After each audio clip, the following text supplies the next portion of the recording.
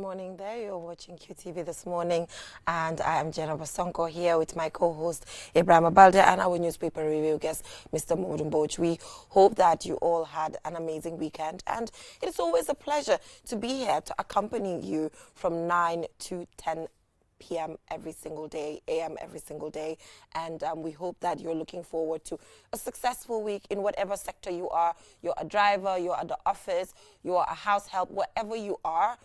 Just always look forward to positive vibes and it will come your way. And Mr. Mboj, I can already see positive vibes. Parce que I told you I love the combination. So you're already approaching the week with positive vibes only. I'm telling you, even the red socks. The red socks. People are always. The red socks is everything with the blue. Absolutely. I'm telling you. I love the colorful stuff. Yeah. How are you? Especially with the socks. Well, I'm good. I'm good. Right. You know, How was your weekend? I had a nice weekend. Spent it with loved ones. Oh. So that made all the difference. So I've been energized. Yeah, by so you're ready love. to conquer your week? That's it. All right. The Ibrahim? energizer. Yes, How are you yes, doing? yes. It's good to be back. You know, alhamdulillah, it was a good one. I was at the stadium watching the Gambia-Algeria game. Yeah. And, you know, it was 0-0, you know. But the boys played. They did their best. It would have been, 1-0. But they were able to defend it, and they were able to end the game by 0-0.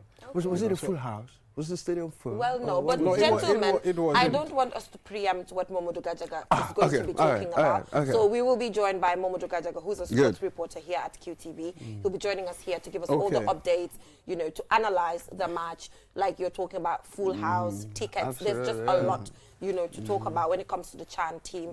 So when he joins us, I guess he will give us an update when it comes to that. But I'm glad that you took your time to actually go and watch the boys. I was there. But I wonder, are you a watched the regular? full- Do you go watch football matches? This is my sometime? first This time is your first, yes. of watching football That's it. match Yeah, at the I've stadium. actually never gone to the stadium You to know, watch a football match. How about you, Mr. Oh yes, oh come on, we did so many times. Remember, the stadium's been around for a very, very long time. Very long when we time. were younger. Yeah. So we did so many You things. guys have done your That's time. it. Come on. Yeah. Even ran on the track, inter-house. Inter-house, wow. Into schools. Into schools. We used to do it there. Yeah, So inter- we, But yeah, I've been, we did I've, that. I've been at the Exactly. stadium for inter schools, you know, you know, and other sporting activities, but not actually To watch for football. Gambia's Okay. game. Me too. This I've is my actually- first time. I've been there several times. We did a Inter few. school, inter house. So Yentam, you used to have inter house course. come normal. Yeah. So school be inter house, then to And I don't stadium. degulo on time bobo since wow, Gambia wow. High School.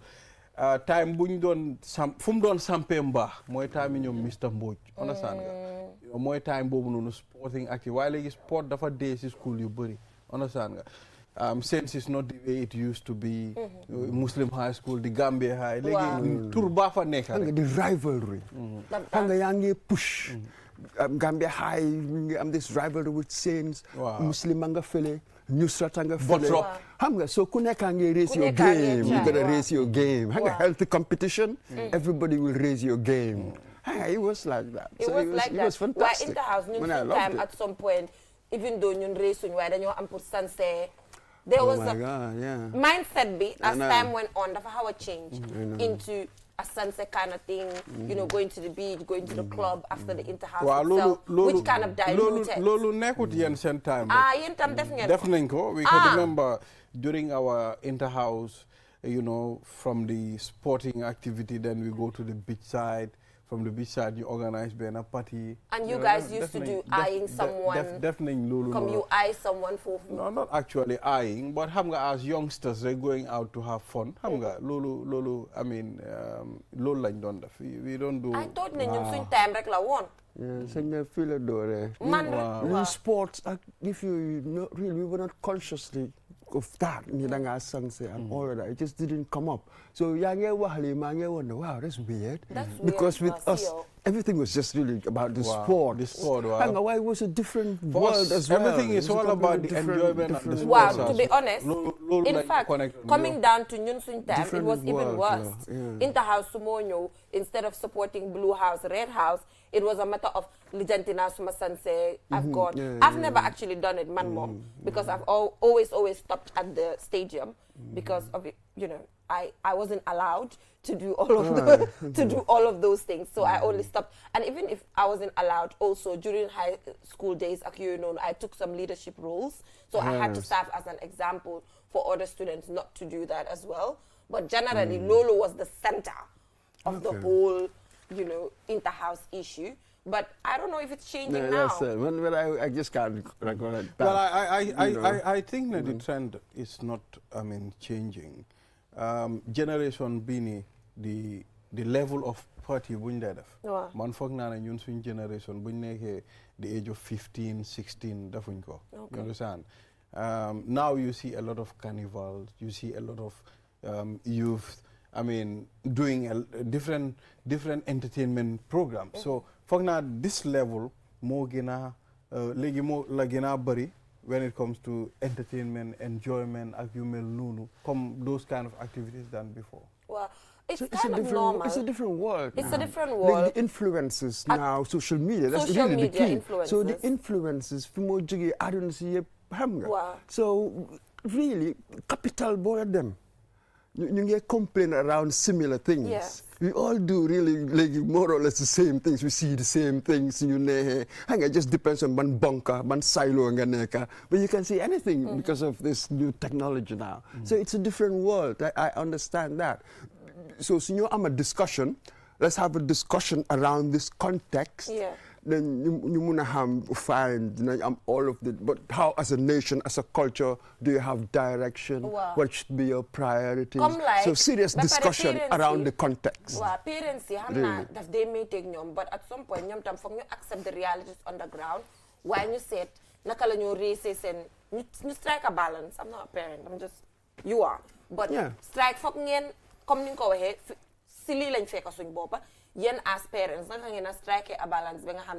The kids will not rebel, because that's the context they find themselves. And then you them school at the same time, you balance. Why? Okay, that's very important. Why? Come at some point, feeling of faker sometimes doesn't make it right. That's true. Understand nga?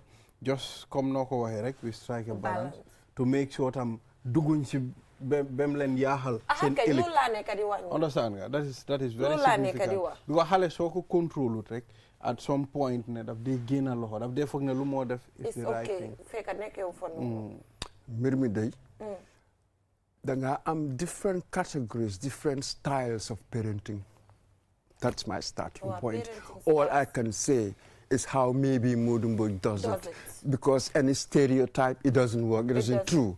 So, certain types, there are certain types where generally, perhaps the liberal one, the worldly one, incorporate sen world, naka manipulate situation bu nekka pour nga nekk a good parent. How do you guide them within the context? That's what I'm saying. Tamit, maybe the traditionalists, I do not know, I call them even nativists,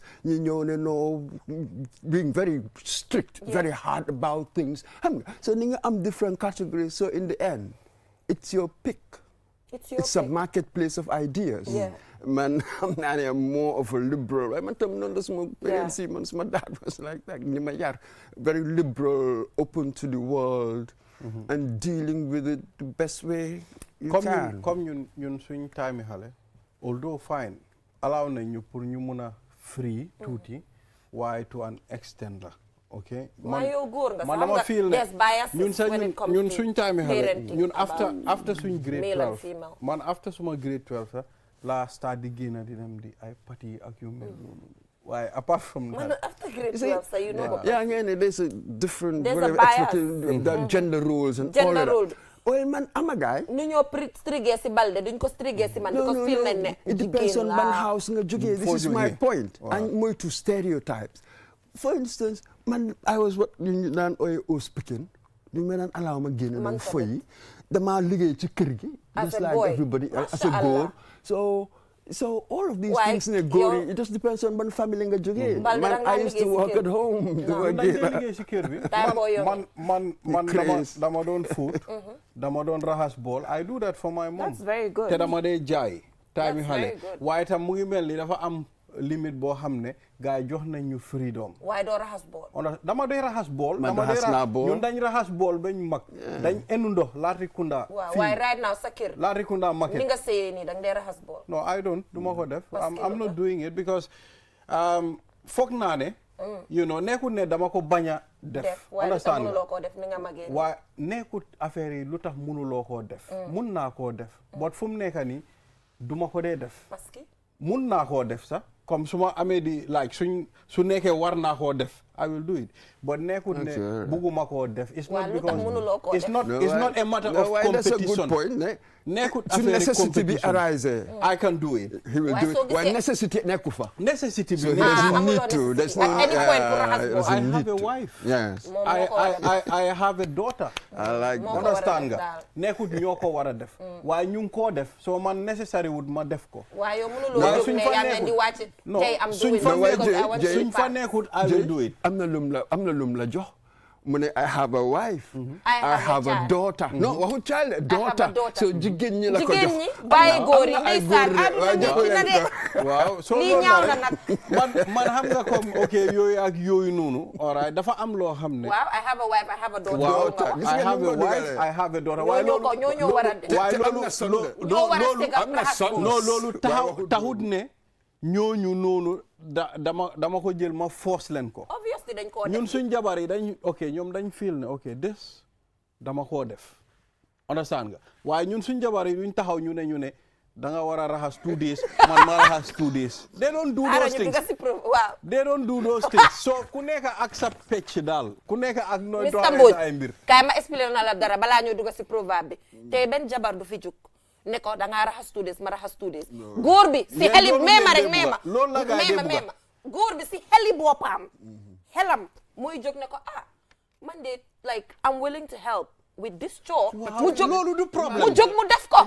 démba liggéey baa ngi bëri nga toog ak sa tànka di ko seetaan nañ leen dawal yërmande waay.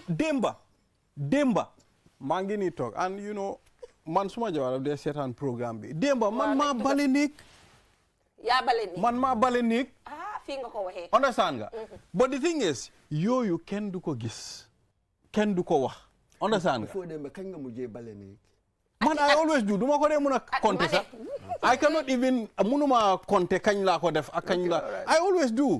man daal lu ma gëm mooy weekend comme que demuloo liggéey weekend day jël benn coo di ko def. nga jéglal ko sa bopp ne. non nekkut ne comme Sunday bu jot man dinaa def ñun suñ nekk a matter of góor ak jigéen lu mu war a def loolu nekku fa ñun dañ feel na ok loo war a def you are doing it kii lu mu war a def mu ngi koo def ñun loolu lañ dégg. balaa ñoo dugg si proverbe bi xam nga la na si gën a ñaaw man ñu bari dañ ma dee xool ne ma waa yow doo am jëkkër parce que yow sa mindset bi nu mel. yow jëkkër doo ko am. because xam nga lu tax already label nañ la ne sa yow doo am jëkkër. parce que yow sa xalaatin su ma xalaatin bonul man forcé wu ma kenn dama ne dawalal yërmande sometimes dugal nga jàppale ma loolu dara loolu dafa nice loolu rek lay laaj loolu dafa nice nga dimbalanteeg sa jëkkër mu jeex. waaw waaye yéen slavery waaye la di la joxoñ waa yow doo am jëkkër yéen mentality slavery yoo leen amee. moo nekk di daw si kër yi loolu daw fa waaye anyway proverbe ça dafa résonner parce que affaire yi xale la so to be continued mu ne when your child pretends to be dying then you pretend to be making preparations for his funeral. This is from Ghana. When your child pretends to be dying then you pretend to be making preparations for his funeral. There's some dark humor in there somewhere. So you dof lu daal. Wow. Talking about parenting. Because it's talking about this is like a parental tactic, isn't it? It's a parental tactic. And you were talking about parenting, wasn't it? Yeah. Absolutely. In the morning, you try to wake him up or her. Wake up, time to go to school. Oh, Dad, I've got a headache. Oh, you have a headache? Okay, get up, you're going to the doctor. You spoil it all. Then you will get up and go to school. I suppose we do that all the time as parents. Wow. You play this, you know. Wow. You come with your melodrama. Man, I'll show you that I have more melodrama than you.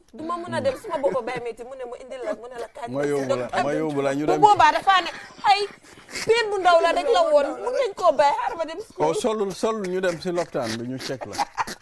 you know so mu ngi laa woon ne comme yow yaa nekk mag bi yow yaa gën a am experience is the best teacher yaa ngi doon ne def nga ko sa doom su ko defee dinañ xam understand nga comme tey xale yi luñ bugg a wax action suñ def ñun xam nañ ko bu yàgga parce que jaar ngeen you understand you know amoon na time suma benn doom dafa ñëw mu ne ma ne daat ma ne ko wax mu ne ma ne I need $20 ma ne ko lan mu ne suñ tija mu ne vernacular fii vernacular fii waaw that's interesting ma ne ko vernacular dañ ko daan fay waaye man dañ daan fay vernacular fii waaye suma xel bi mu ngi doon dóor ñaar ma ne kii xam naa daf ma bëgg a jaxase pour ma jox ko xaalis mu ne la damaa consent on sa waxuma ko loolu de dama ko ne jëlal sa loñ bu ma la jox ka def fekk next time doo laa ka vernacular ci school bi on sa so da ngaa gis ne man because lu mu def noonu man jaar naa si so vernacular you feel loolu man fay naa loolu ba léegi ñu ngi koo def dama surprise because man loolu la so yéen da ngeen ko monetize xam nga naka la fa dee dañu daan punish si biir classe bi waaye léegi dafa am ku dee bindal tur fo naa ñun dañ daan fay vernacular fii de waaw dañ ko daan mën a fay fii bi dañ ko doon fay fii bi dañ ko doon fay ñu jël benn jalang ñu defaral la ko lu ñu doon ooyee am na dara la ñu def fa ay funny ñu def fa ay pot ñu ooyee ko ñun suñ school jalang lañ ko doon ooyee waaw ñu jël ko ñu defaral la ko sa baat wala ñu ne la nga kneel down da nga ànd ak pot yooyu si biir school bi doo ko génne kolo waaw or you kneel down or nga def a monkey dance or something yeah xam naa fu mu nekk Sidiya Jatta mu nga boyal he's boiling because speaking vernacular in class does not work because mom he believes the whole mother language issue. It was just the way it was handled. It's just unbelievable. Well, you know you don't punish rek. Why man this monetization of it? Then I wonder afterwards what do they do with the money? What do they do with the money? Mr. Mbodj boobu daan sut time primary school amoon nañ few teachers yoo xam ne dañ daan jaay comme si classe bi ida minti mbuudaake or butterscotch pour nga mun a génn break or PE su amee nga mun a génn you have to buy. Oh, sure. You've gone through that. Wow, come. You have to buy what they're selling. Wow, teacher. To be able to go out for break or to go out for PE to play, so you have to buy from them, from those teachers because they either make budake or so. All those things. They're not doing that deliberately, but they need the money because school Nakaluñ London Fair was too small. Among incentives, so they used to do those things. What a school system! So, Mama honey, fine, you need money and all, but it's almost like I don't know. Drinking poison to quench my thirst. That's not good for the education of the children. Yeah. You are destroying education. Because what are they learning? You are forcing them what to. Are they learning? You are forcing them to buy. Guess nga Oh corruption popular started because these are all strategies to make money. Wow. Understand nga? Yange jangal hale okay. Legi man ma neka power man ma ame whip bi. Understand nga? I can do anything pour ngeen muna jëndal lu ma buga lu ma nekk di jaay so xale itam dañoo am that fear su ma defut lii understand nga kii nii dafa lifi noonu la affaire yi de started from scratch from the schools you know it happens a lot. It happens a lot and then yeah it's good to just remember I butterscotch don't go jënd buy force but gentlemen let's now shift our attention to current affairs. A lot of things have happened over the weekend. Most prominent among them has to do with the sale of the properties of Yaya Jammeh. We've seen an investigative report by the Republic highlighting, some irregularities that allegedly took place during the sale of Yaya Jammeh's properties. And then we've seen Bata Mbedo, the former Minister of Justice, name was part of individuals mentioned adversely in this particular investigative report. He has also submitted a long rebuttal online to actually counter the investigative report. But some time ago, the government also came out to say, through Dauda Jallow, the Minister of Justice, to say that they will be officially releasing the names of the beneficiaries of the Yaya Jammeh's properties. And that is what we're waiting for. Because I believe that when that is submitted, then, and we go back to the investigative reports, we can do our comparison to actually check what is what. But at this point in time, the attention is on the former Minister of Justice, Bata Mbedo. Some of the endorsements that he has received from the ICJ judge, we've seen some withdrawals you know, happening because of his involvement into this matter? Absolutely.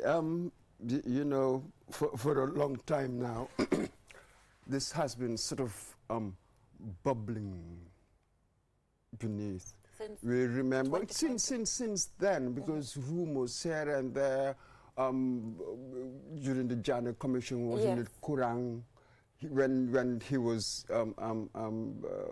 dismissed, or he resigned. He resigned. Something happened. Anyway, something's been bubbling all along. We remember one time, was it the cattle? Who bought the cattle? Who bought what? They said they had not written any names. There were no names of buyers. And then we heard from the Attorney General saying that possibly there are privacy reasons why. And some of us, we said, what are you talking about? What are you hiding? Public property now, we've taken it from Jammeh. Public sales, privacy, from where? Please, no obfuscations and all the rest of it. So this is it. Why not write the names of the buyers?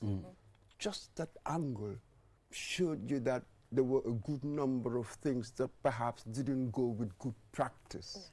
We didn't follow good practice. Then you ask yourself, why not? Why haven't you written these things down? Are you trying to hide something? You see, I don't need to know anything, no information at all, for me to make this kind of reasoning. Just by telling me that nothing was written down, I said, you can smell the fish. Yeah, because part of the irregularities, that this investigative report by Republic has pointed out, it is the timing of the registration of the company that was responsible for the sale. Like the timing, it's not a company that's been existing for a very long time.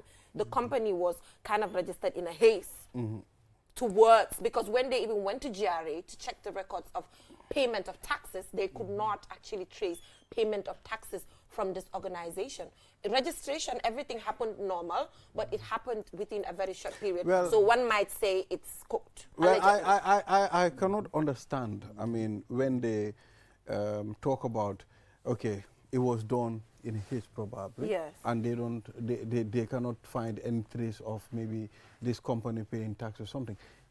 I mean, a thing of this magnitude, these are things that should be put into place. I mean, this should be organized in such a way, it should be filed properly so that people can understand, okay, this is what really happened. No, the issue there is, it should be company the company registered legally through procurement, through legal office. But the timing. For example, time boom you existed on. So musunyo pay tax or anything. They just came right in time to be able to win the contract to handle it. Lolo la fofu irregularity. That lolo my problem. Understand? So I mean, this thing definitely need to be looked into, Mr. Mbodj. Especially when you put it in the context that for a very long time, xam nañ fii nim daan doxee su dara ñëwee fi procurement ban company or am na some subcontracts. In fact, bala so nit ñi dem form some kind of shell company then nga use ko. That tactic mom, it's been here for God knows. In fact, bala nga qualify to win a contract. I mean, I think you should be operational for some time as a company. You know, no la wara deme. We are using all of these details, fine. You didn't gain us on all of it, and then didn't digest. The bigger picture, why isn't it being paid? Why didn't we have do we ever have an independent audit report of none the ABC? Yes. You see, if you want to build trust and you want to show that you are serious, yes, these are the sort of things you would do, and your people will see it and have respect for you and say, yes, this guy is doing the right thing. We never have anything like that. Because of hot potato. It was hot potato. Why not have an independent audit, and then people can see what's going on? That's where the problem is. But then Batambedu has come out to say any decision that he has made was based on government, was based on a ministerial committee that was set up with Ahmad Ba, part of the committee, him being part of the committee as well. And then for me, I think the sad part is the fact that we sat here about a month ago to talk about the endorsements that he has received, you know, from the United Democratic Party, from all, you know, people from different sectors in life, and we talked about his achievements and all of that. And fast forward, waking up yesterday to see those individuals withdrawing, you know, their endorsement, and we were talking about how great this could have been for Gambia. So I wonder how this would affect his candidacy. Absolutely. But this is life. What is the engine of history? Yeah. A former British Prime Minister once said, events, there, boy, events. There were certain sets of events that made these people endorse them, but now something else has come up, events. So now they're revising, you know, their previous judgment. What can we do about that? This is how it is.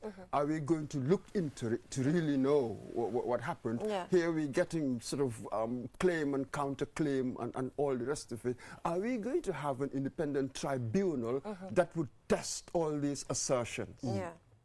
You know what I mean? Right now, we will be trying to connect the dots, but we want something more formal than that. Are we going to have an independent tribunal that would test all these assertions being made, all these accusations, so that we'll get to the heart of the matter? I do not know.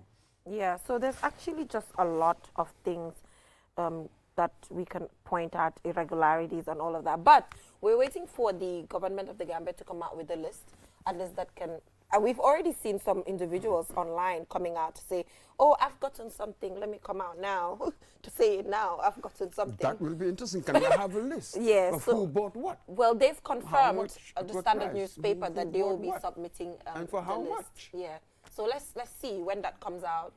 At least it will help our judgment and all of that. But moving on, Thursday was May Day, and it was celebrated at the Makati Square in Banjul, and we've seen, you know, different companies come together, you know, playing and all of that. But me and Ibrahim, while we were in the studio, we were emphasizing how, you know, May Day sports, Labor Day is beyond how it is celebrated in the Gambia, although it is a good thing that people are coming together and networking. But what does it mean to you? That is what it means to me. What does Labor Day mean to you as a worker? Now, let's put it this way. When we were younger, it was a sports thing. Yeah, May Day was always sports, different companies and organizations competing in all sorts of things at the Independence Stadium. Now, what we've seen, it was a match past over there. I, as a worker, with all of these sort of international commemorations, these commemorative days, international stuff, they're merely symbolical. So the kind of May Day that I liked was the one that was happening in Europe years back, where you have workers who will come out and everything that's wrong with their work situation, with their working conditions, and they'll march, but they'll be protesting. I like that, in the sense, let us improve things. There's nothing really to sing about, going for a match, being happy, that sort of thing. I'm not sure about that. I like the more radical stuff. Let's change things. So much is wrong. Unions Let's and all of change that. things. Well, I don't know how people will interpret that, well, but that's how I feel. In Gambia, it's hard to have unions and fuel them because of how people think. So even if you want to stage something like that, I feel like workers are not going to turn up because they don't understand the reason why, you know, that is being done, because it's not to protest in a bad way, but it's just, you know, to protest and ask for the things that you deserve on a day like that, so that we are taken seriously. Even in workplaces, forming unions is challenging because of the fear of I will lose my job when I protest or question certain things. So, you know, it's a difficult one. It's a difficult one. But thank you so much, Mr. Mboj, for joining us on the program. You're getting a cup of coffee today, or? Well, I've already had one. You've already had I'll one. have my second. You have your second.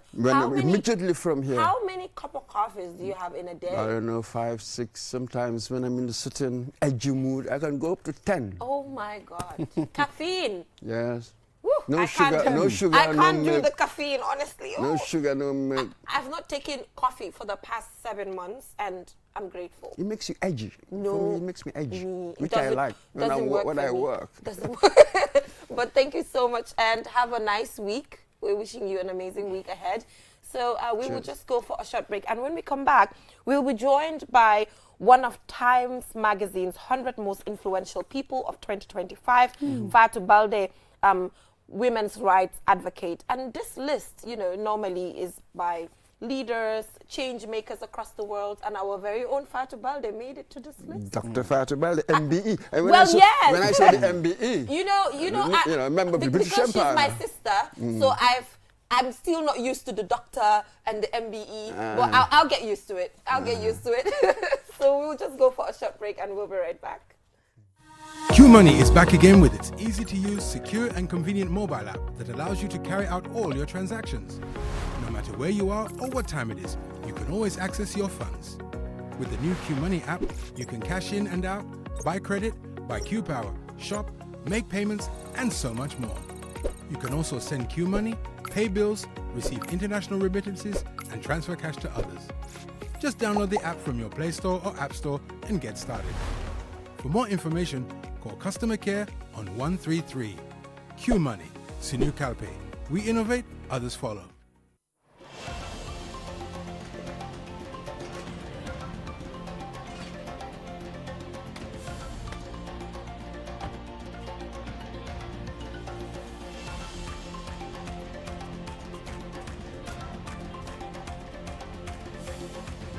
Oryx Gas, the energy that brings us together.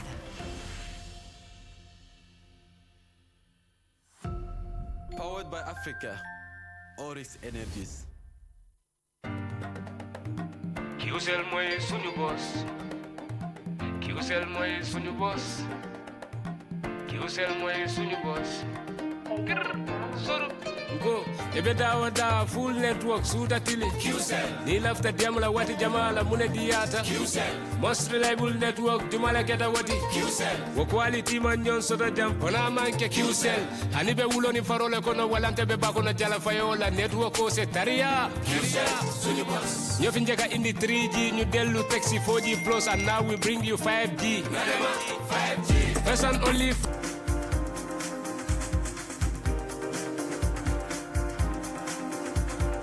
From that short break, if you're just tuning in, you're watching QTV this morning.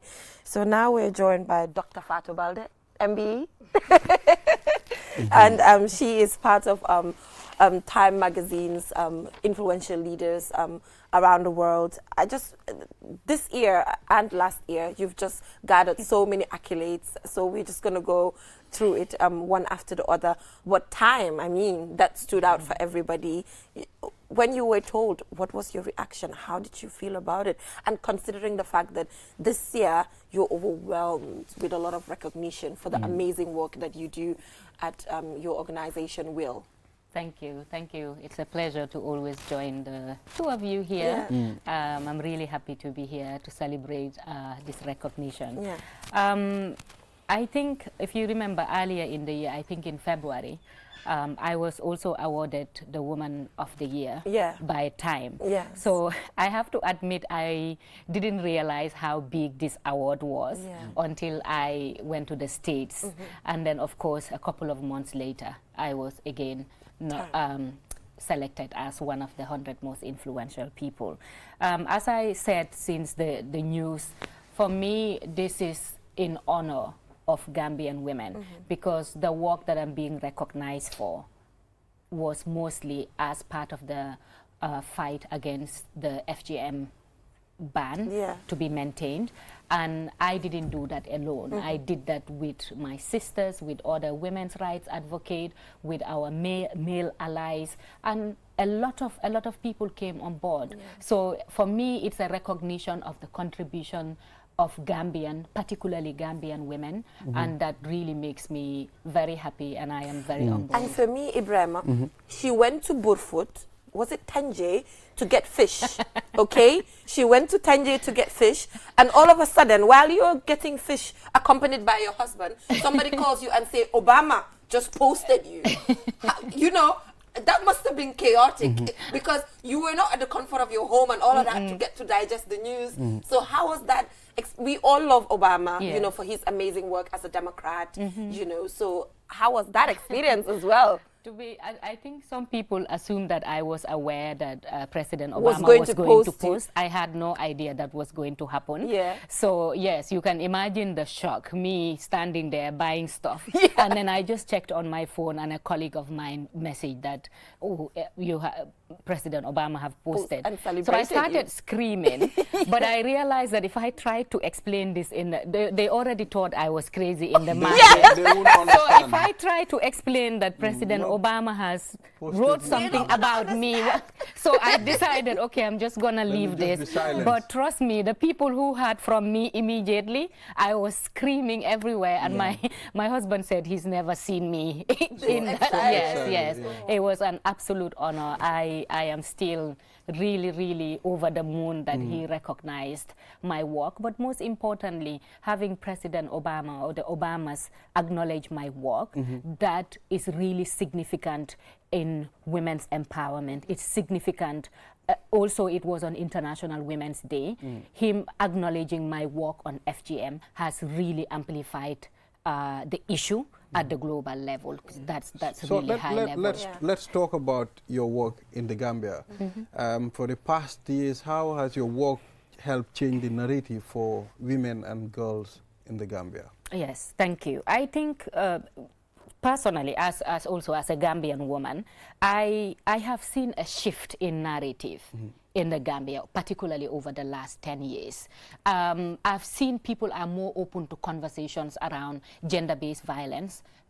Nowadays, almost everyone is open to talk about gender-based violence, and I think that is a big step, a big achievement, and I can't take that credit by myself because that is collective effort, because there are many other voices like myself that are speaking on behalf of women, and I think that's what was missing lightly within the Gambian society, and I think often we think about, there are so many challenges in Gambia, especially issues affecting women. And I don't think we often sit back and reflect on how much positivity, how much positive impact we have had.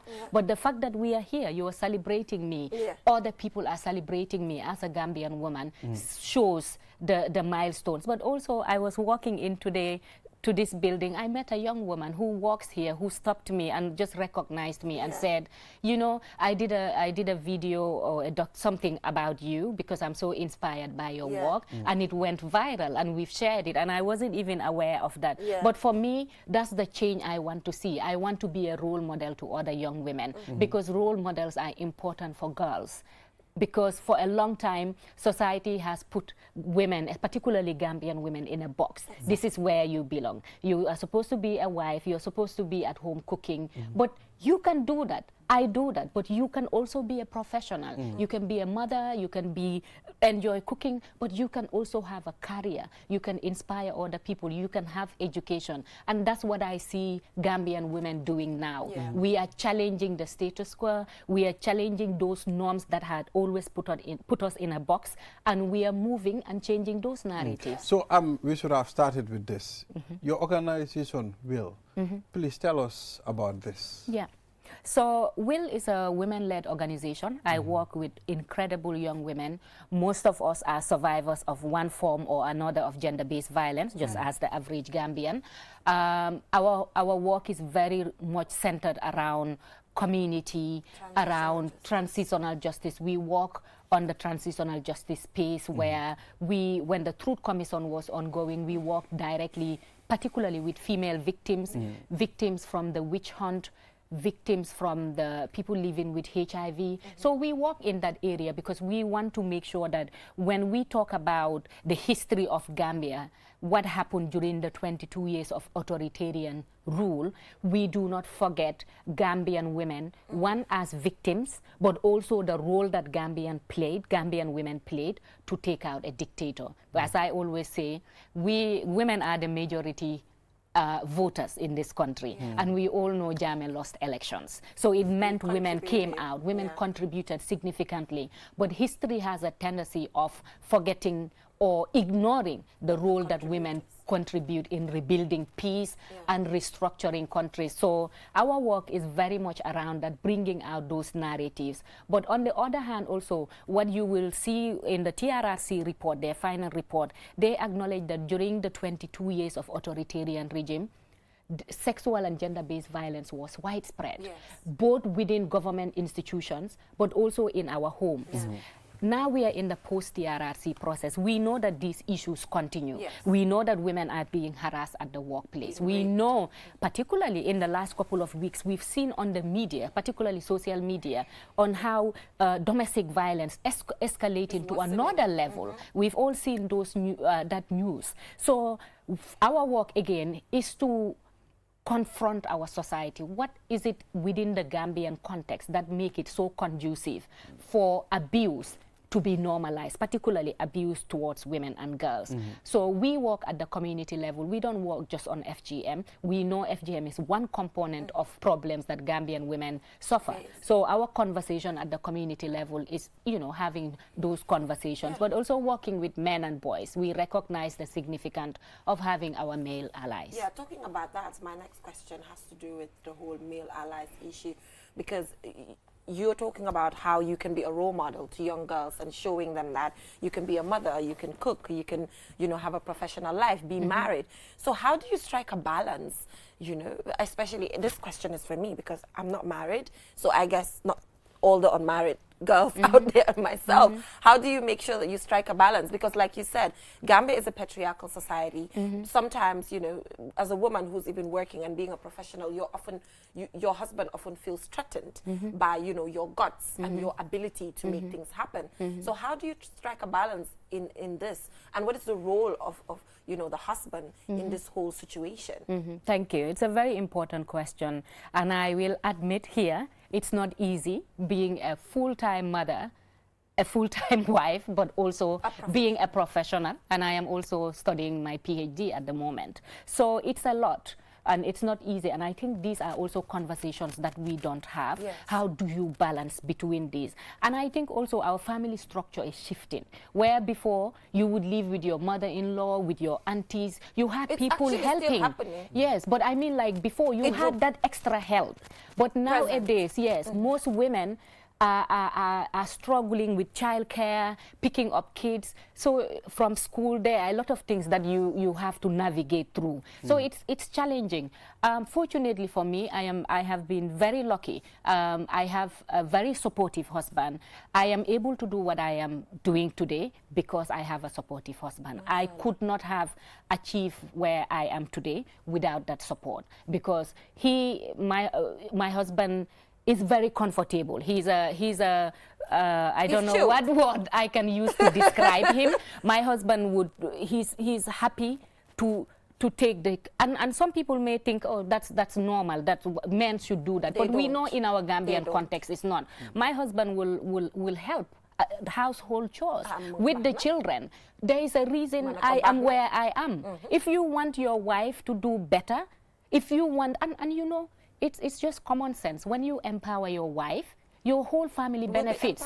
Your children will be the beneficiaries. Your household will be in a better space. So I definitely acknowledge my husband and all the support he gives me. I know he's smiling right now. Robinson, oh my I God, hope you are watching. Mr. Robinson, you should watch. So you should send him the link. what is your proudest moment so far? Wow. So I think for me, there are many things that I can definitely say I am proud of. Knowing the background that I come from. I come from a very modest background. I am the first female in my family to go to high school, to go to university.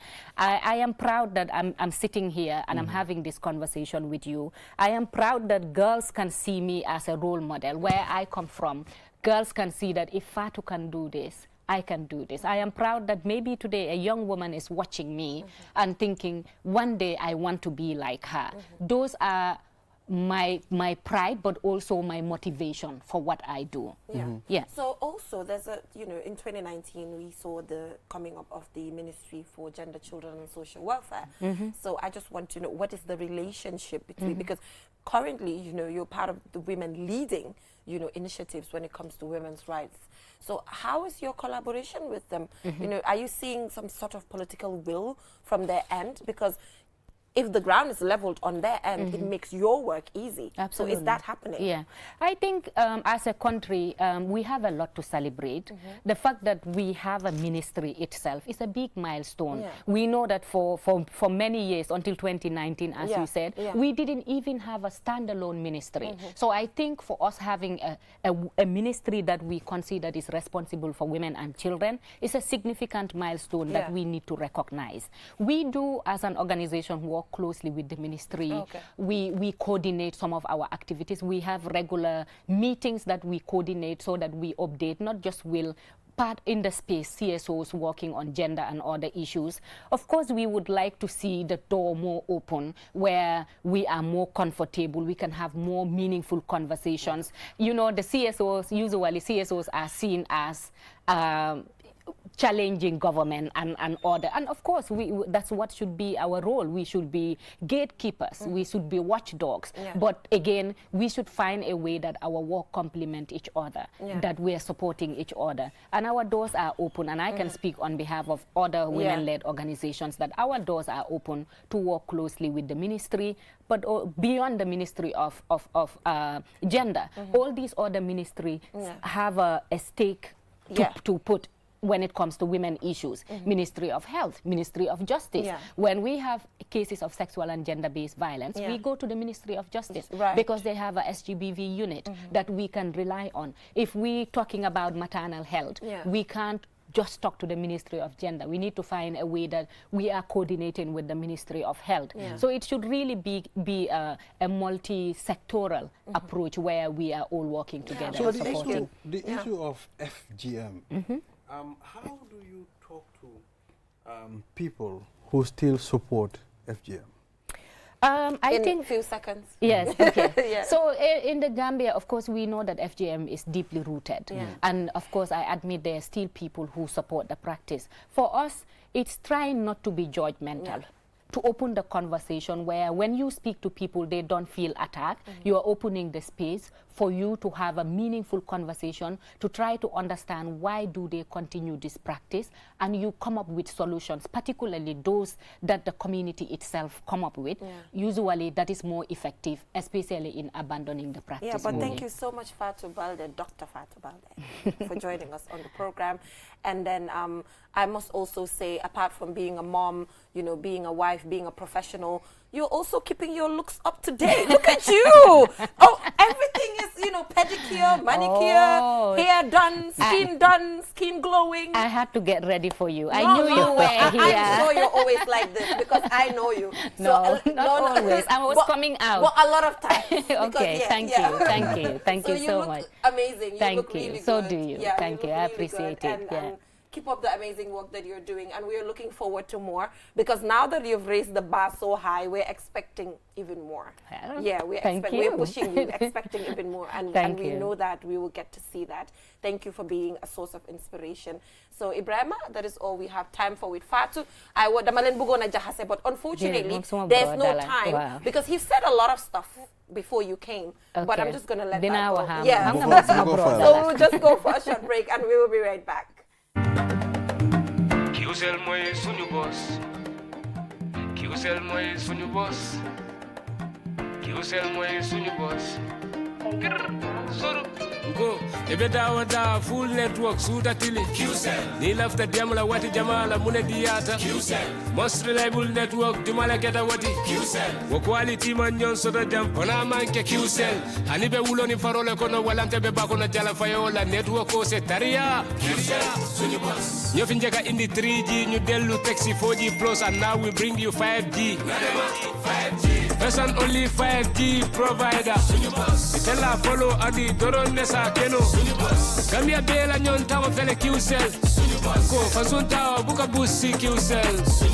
Itella molti milka kukutol nati Gambia kiusel meta lori la kilianol yele imanyina amanda wala itella ka quality dila dadi ma itelle silo wala wodol mume be kenoma. Kiusel sunyu boss. Kiusel sunyu boss. One external be bambandi Kiusel. Kiusel most innovative Kiusel. Sunyu boss.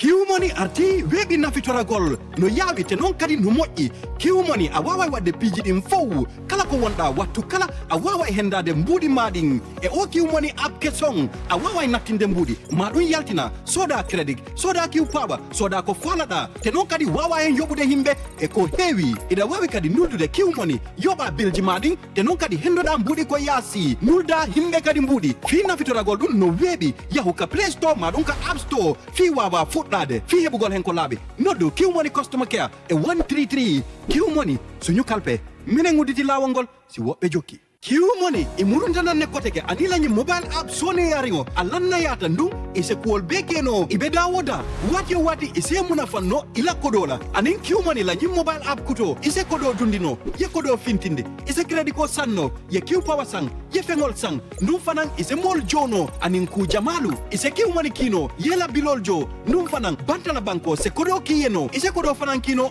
do kotenye pour que munafanñinna a download sign play store anin app store ni laftaka kuserengo soto je kiwmoni customer care commandi 133 kiwmoni suñu kalpe ntollenga silo walang dole mol noma kiwmoni delsina ak sen mobile app bu bees bi orna gawna te it mun nga ko jëfande ko pour def ci lo bëgga fo mun di ne wattu bu ne mun nga jot sa xaalis.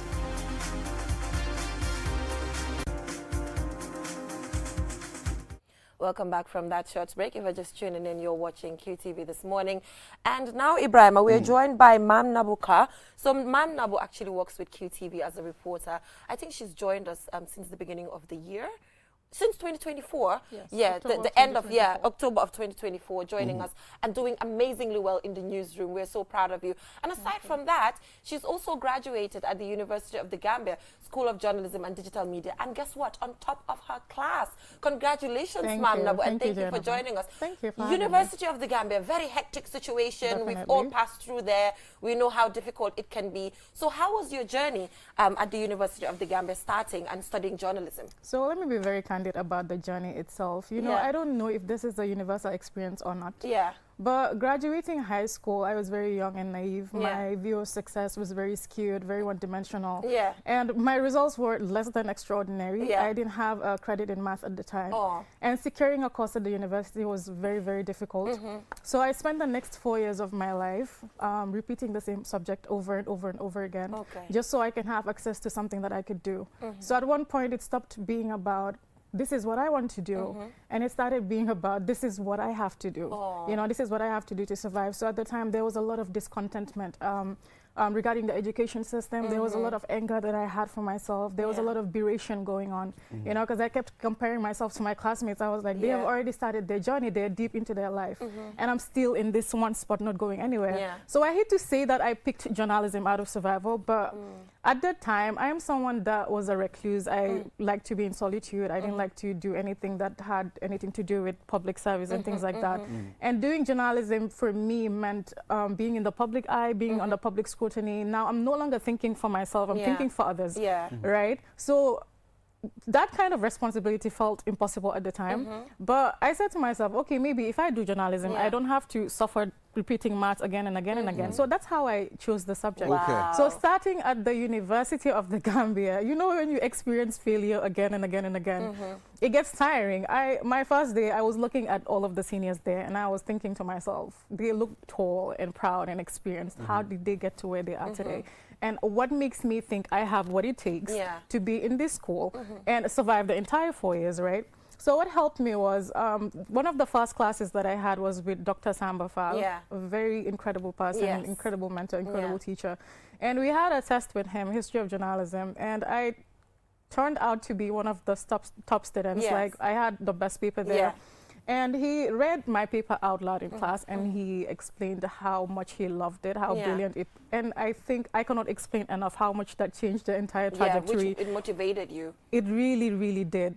The words of affirmation goes a long way. That one comment, that one action that he did in class changed my entire trajectory. And obviously, I cannot sit here and take the entire credit for how I became a top student today. I had a lot of lecturers behind the scenes that were very vocal about what they thought of me, how much they thought I could achieve.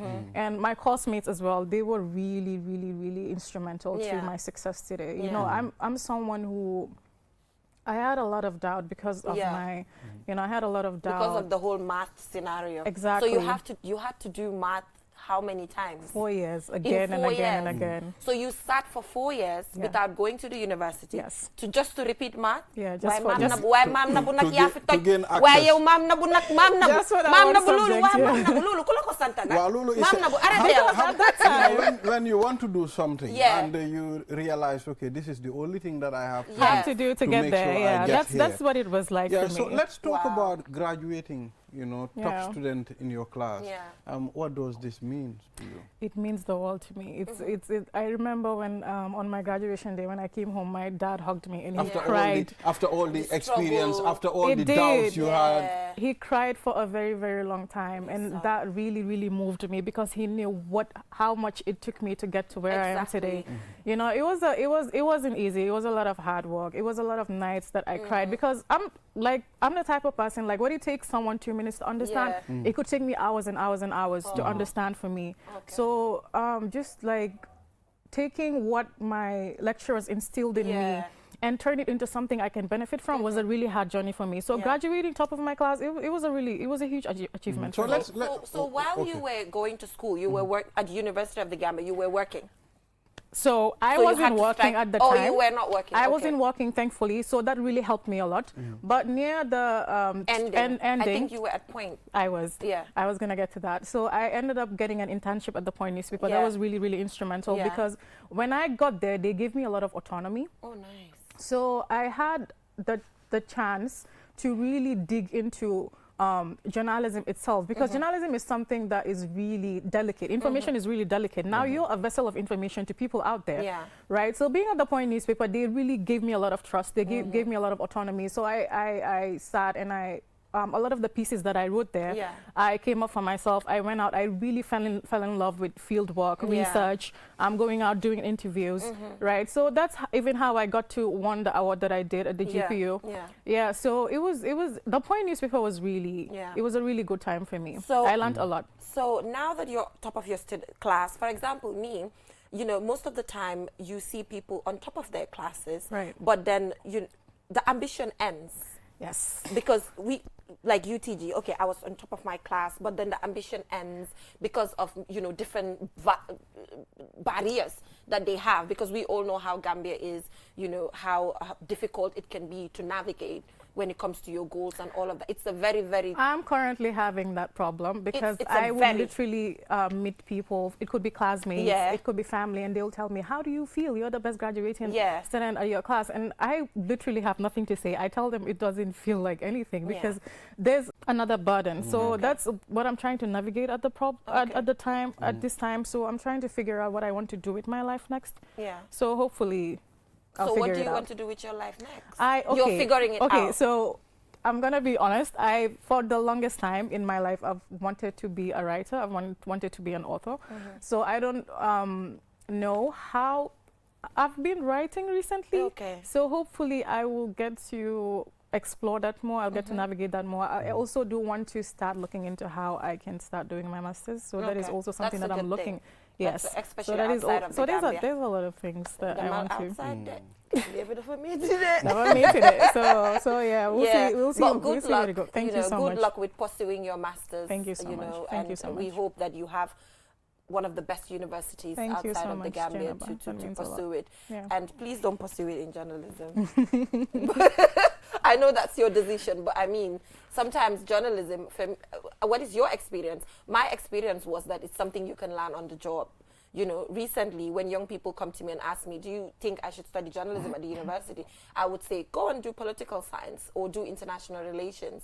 Because like you said, on the job at Point newspaper, you were able to have some sort of autonomy, and they were able to, you know, instill some values directly, and you could find your talent in a very quick way. Yes. You know, because it's already there. They just had to show you that this is something that you could do. I don't know if you remember this, but you probably don't. I met you before I came here. Oh, really? Yes, at a fun day event at Q City, and at the time I hadn't started at university, and I remember meeting you, and I told you, because at the time I was watching QTV, you were one of the people that were reading. It's okay. You were one of the people that were reading the news, and it inspired me a lot.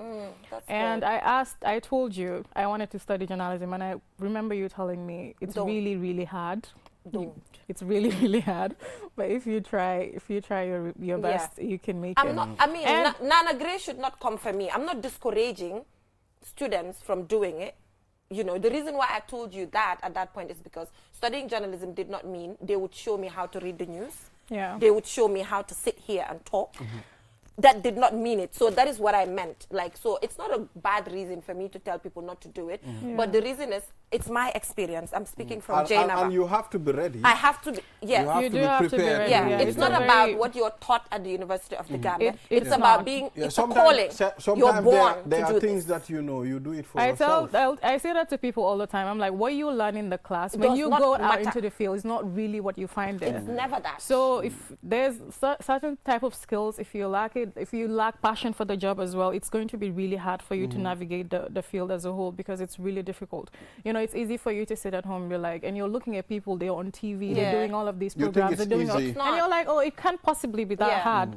But when you get there and you start experiencing it yourself, you realize this is what it takes to be here. And sometimes it's not all that glamorous. I can't even remember that we had the conversation, and we're not that close. You know, when people come newly, you know, because hanga jena barek daram dafa yahu, you know, so they make sure, you know, I just take time to interact and all of that. But I couldn't even remember you to know that we had a conversation. So now that you're telling me, it's a good thing to know that me and you had a conversation in the past and we've talked about this.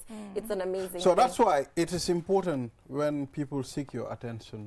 Sometimes you attend to them. Well, yes. Give them, you know, a positive advice. Exactly. I mean, you never know how it's going to impact the individual. Exactly. It's very important. It's very important. But Mam Nabou, like I said, congratulations. Thank you so for much. Me, doing your master's, I'm really rooting for you to have one of the best universities, you know, around the world. And there are a lot of scholarships that are available currently. Graduating as your best, as the best top of your class, you can easily sell yourself to scholarships such as the Chevening, the Commonwealth, you know, Ohio University as well. Definitely. They have this master's program on international communications. You know, it has to be a huddle, but that does not mean that people have already graduated.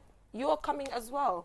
So thank you for being resilient. Thank you. And I'm sure that, you know, with this conversation, you've inspired a lot of young people. I would hope so. Yes. And please, to those that I'm inspiring, I'll also say, don't let like titles like the one I have, you know, take away from the fact that if you don't get it, it doesn't take away from your university experience. It doesn't mean that you worked any less hard or your experience is any less invaluable.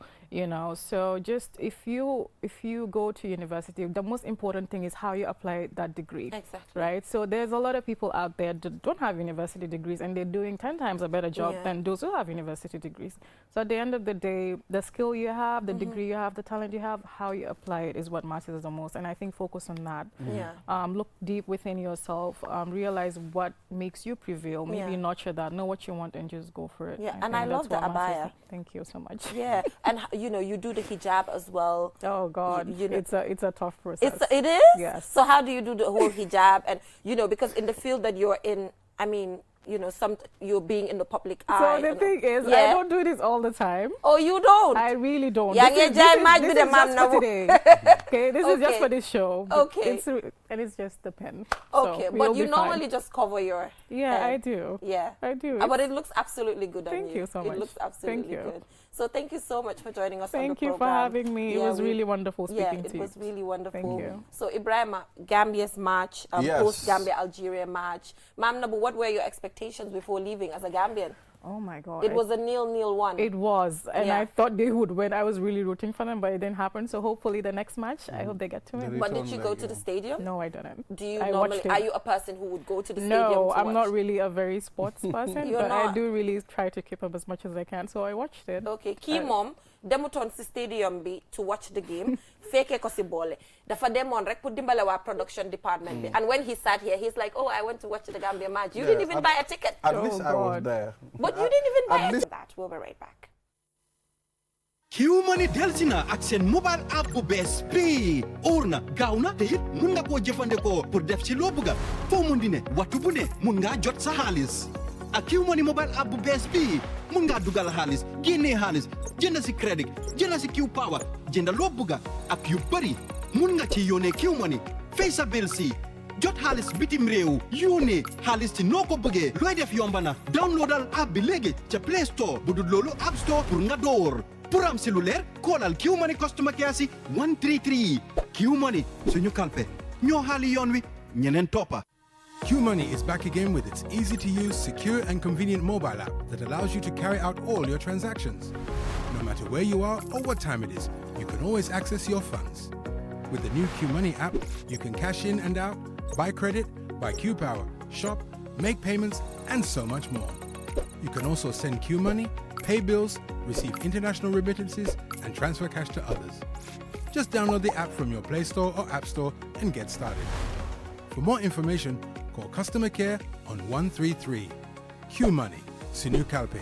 We innovate, others follow.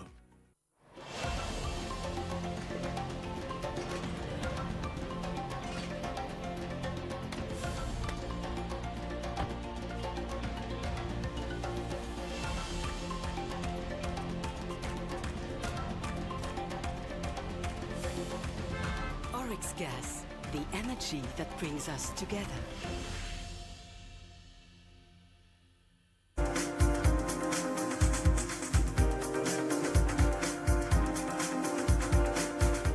Welcome back from that short break. If you're just tuning in, you're watching QTV this morning.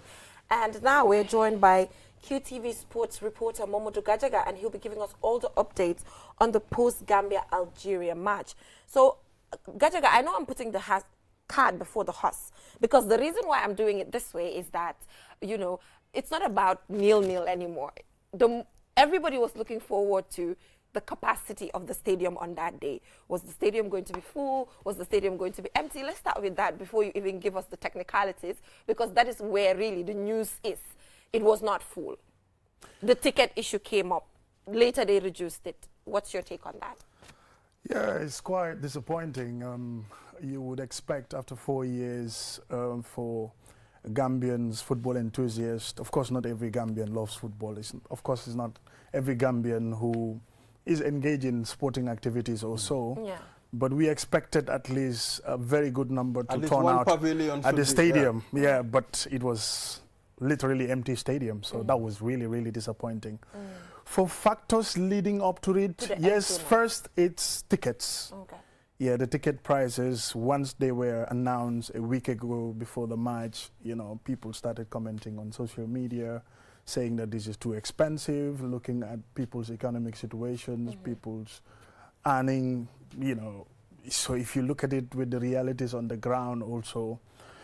The other factor people are saying, well, this is not coming from me, but yesterday or Saturday falls on a day when another program is being organized. That is music. It's called, is it the best of the best, whatsoever. But do you think the best of the best had any connection?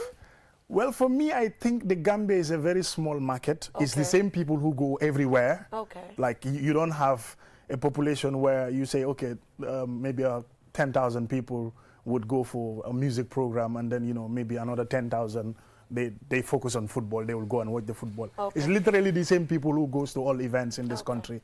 So maybe that could be a contributing factor. I'm not certain. But generally, as a person who's been following sports your entire life, the ticket prices, how do you see them? As you know, your opinion here. Yes. So my opinion is that the tickets are expensive, if you ask me. Okay. Yes. If we are going to do a comparison with other countries, this is like maybe one of the cheapest tickets that you would get to watch an international football game. Okay. To be realistic. Okay. But if you look at the Gambia, well, how much do people earn monthly as their take home in terms of their pay and allowances and everything? So that makes it really, really difficult because the VIP tickets were 5,000 for the initial, and then you have the covered pavilion 1,000, and then you have the uncovered for 700. Yeah. Later it was revised because of, you know, obviously the pressure coming from the public, you know, yeah. people negatively talking about the ticket prices. So that's one aspect of it. And again, if you ask me, this is not the senior national team playing. Okay. So there are levels to football. Okay. It's just like when you talk about European football, the Champions League, you know, the Europa League is another lower level, and then you have the other ones as well. So when it comes to Gambian football, people watch the senior national team matches more than the other categories of football. Okay. This one, yes, is the local-based national team. It's meant of players who play their domestic football in the Gambia. Yes. We have to go back to our league. That is the first division, where you have the likes of Real de Banjul, Brikama United, Hawks, Fortune. Those are the players who are selected for this national team. Right. And that league, people literally play in empty stadium. So let's say, for instance, when Fortune is playing against TMT, you go there, not up to 50 people watches that match. But why that? Yeah, it has to do with... these teams are from communities. These teams are from communities. Some of them are not owned by communities. Some of them are owned by individuals or maybe people or private people or so. So they don't have the support base. But equally also, it's says a lot about the Gambian in terms of support. You know, people can say that, you know, we love our country, we support football, we want to see football. But at the end of the day, when it comes to the game itself, coming to watch, it's another issue. So there are a lot of factors surrounding this. So you don't think there's anything political about showing up at the stadium on that day? Because, okay, let's put it this way. We asked for a stadium. We asked for a stadium. CAF came once, twice. They did not approve it. Now they have approved it. There's still negativity. So people taking pictures at very strange environments, posting it online to say, "Holos in stadium binumel." So for Tamit, ñun as Gambians, we have a problem. Yeah, of course. But you know, that's the beauty of democracy and people. Yeah, you cannot stop people from doing that. If people prefer, okay, putting negative stuff about their country or so, yeah, so be it. As long as they are not breaking any law, that's okay. But you will also have people who are showing the positive image of Gambia every day. You know, people who think that, you know, things are going well, things are going right, and all of that. Yeah, so but there has been a lot of negative vibes to the build-up. But we asked for this game. Yeah, so for the stadium, for some of us journalists, we are really excited that football is back at the stadium. So, some of the supporters as well. For me, I think it's the initial stage of the release of tickets, ticket pricing. I mean, I think that was the problem. If I could jump in here also, for the tickets, still there is another problem. Okay. So many people don't know where the ticket selling points are. Somebody called me from Brikama. I had to call an official of the GFF to ask, where are they selling the tickets? And the person told me some petrol stations. Petrol stations were the ones selling the tickets. Okay. So I think that's also maybe a contributing factor. Yeah, that's ahead of time. When you announce it, the tickets already. Low time it is a question. Absolutely. You advertise on QTV or somewhere the selling points. All of that was not done. I think there was no proper publication as to the ticketing. Wow, because you know, a match of this magnitude, I believe there should have been a very good PR. Absolutely. Well, I agree. So now let's talk about the performance.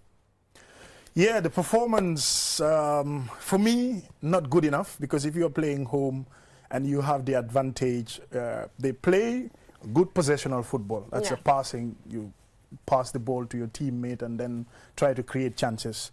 For the whole game, I think the Gambia get very close to scoring once. That's the chance that Adama Kante had close with the goalkeeper, and then he shot went wide and high. So apart from that, you know, basically they were just playing the passing game, not much when it comes to going forward and creating chances. So that is going to make it very difficult because on the 9th of May, they are going to play in Algeria for the return leg. Home advantage for the Algerian side. This Algeria team, being coached by their former player Majid Bouguera, he's played at the Independence Stadium several times against the Gambia senior national team.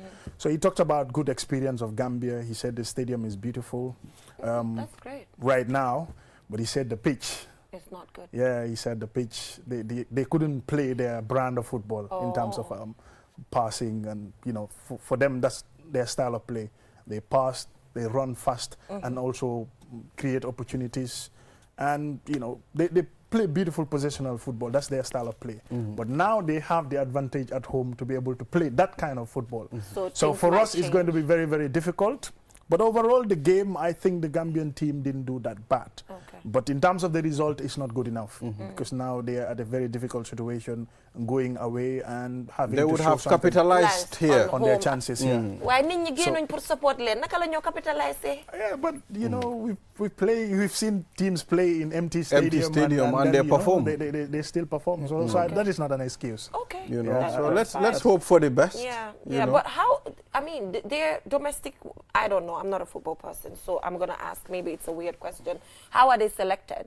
Because teams see bari nañ come knock over here locally. So how do they know that this is or they pick one from each team? No. For this qualifiers, it's called CHAN. CHAN is the African Nations Championship. This was a competition which was established in 2009. So since 2009, the Gambia have not qualified for the CHAN. This is, I would say, like the best time, the closest that we are getting.